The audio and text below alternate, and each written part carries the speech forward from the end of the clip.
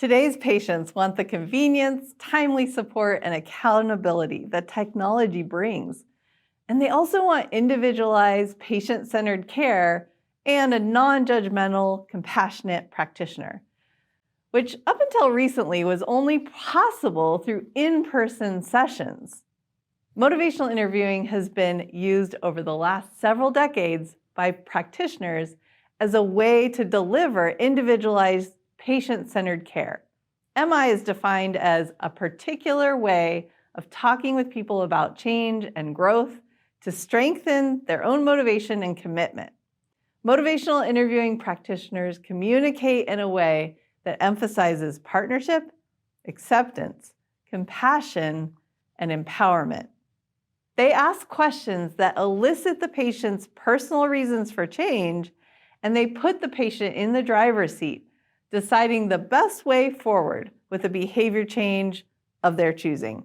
MI relies heavily on active listening, and specifically the use of reflective practice.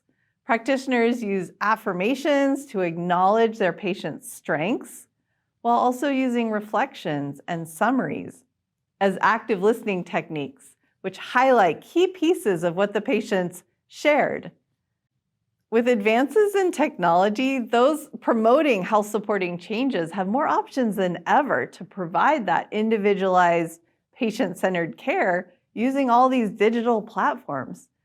Patients can receive support over the phone, through video conferencing or telehealth sessions, through chat or text messaging apps, and even with the use of artificial intelligence through automated messaging platforms. Apps and wearable devices continue to provide individualized feedback and support through algorithms and artificial intelligence. The options are limitless in terms of how we can best support patients in sticking with their rehab exercises and making the other changes that support their overall recovery, health, and well-being. Here's an example of a practitioner using motivational interviewing in a video-based telehealth session. Hi, Pamela. Hi. Can you hear me okay? Yes. Okay, great. I can hear you too. It's so nice to be able to check in with you in between our sessions. How have things been going?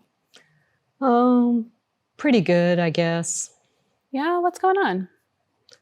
I'm just frustrated that my neck still hurts. Yeah, I can imagine how frustrating it is when your symptoms stick around. Sometimes I'll just lay on the floor in my office just to take a break from it. That's great. You found one position that gives you relief? Yes, at least for those few minutes. You figured out a creative way to give yourself breaks at work. What else have you tried doing of the things that we discussed last time? Well, I've tried the heating pad and that feels good at night when I get home. I've been using ibuprofen, which dulls the pain a little too. Okay, so you found a few ways to manage the pain. What else? Okay, I made a request with our ergonomics person at work to take a look at my desk, my chair, my computer height, just like you mentioned. I'm hoping that person comes in a few days. That's awesome. So you're also looking at how to modify the environment to help prevent neck strain for the long term. Anything else? Well, I tried the exercises you gave me and they're okay. I've done them a few times. Wow. So to me, it actually sounds like you've done a lot since we last met. You're using heat and ibuprofen to help manage the pain, taking some breaks at work, and asking for support from the ergonomics expert. You even played around with some of the exercises that we went over. You're really committed to your rehab plan. And I know that when we first started talking, you expressed feeling frustrated. I'd like to check in with you about that. Yes, I guess I was just hoping I would feel better by now. I know that these things take time, and I guess, like you said, it's good that I'm doing everything I can in the meantime. Yeah, you've really jumped in with both feet, and your willingness to try some new strategies is very admirable. Thank you. I know we only have a few minutes together today to check in. How can I best support you in the time that we have left? Honestly, I haven't been doing the exercises as often as we discussed. You had suggested I do them 2 to 3 times a day, and I just get really busy during a work day. Yeah, that makes a ton of sense. Well, we can go in a number of directions. One idea is to cut back on the goal and maybe make it a little more realistic for you. It might prolong the symptom improvement a bit, but maybe it's what you need right now given this busy season of work.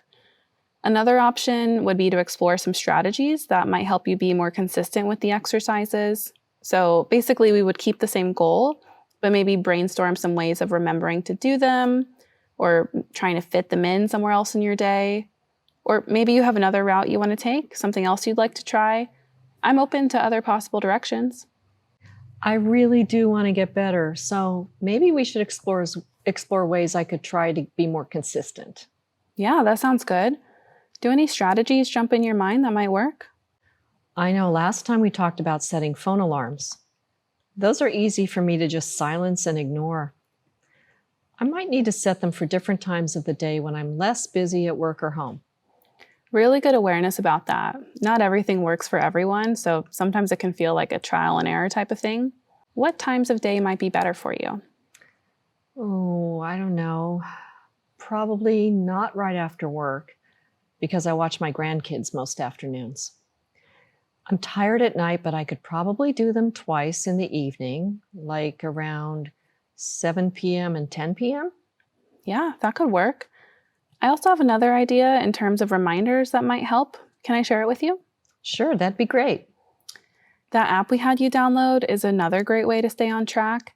You can set reminder notifications and kind of go in and tell the app when you did your exercises. Some people really like that accountability piece, knowing that I can also see it on my end. What are your thoughts about that?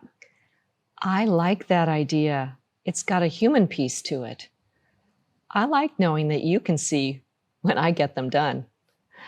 I'd forgotten about the reminder notifications and making sure those are set up, so I'll do that. Awesome. As you look out on your week ahead, is there anything that could keep you from doing your exercises? No, it should work. It's usually after dinner, but before I'm winding down for the night. Yeah, it sounds like good timing. Besides your neck hopefully feeling better, are there any other possible benefits of setting aside this time at 7 and 10 p.m.? Well, honestly, it gives me an excuse to get a little me time and clear my head before bed. You see it as a form of self-care after a tiring day. I do. It's good that it feels that way. I need more of that. Yeah, with work and watching your grandkids, you're feeling stretched thin. I really am. I'm so glad that we caught up with each other today. You were feeling a little discouraged at the beginning. How are you feeling now? Honestly, I feel a lot better. You helped me realize that I'm doing some things right, and my plan for rehab exercises just needed a little tweaking. So I'm not a total lost cause.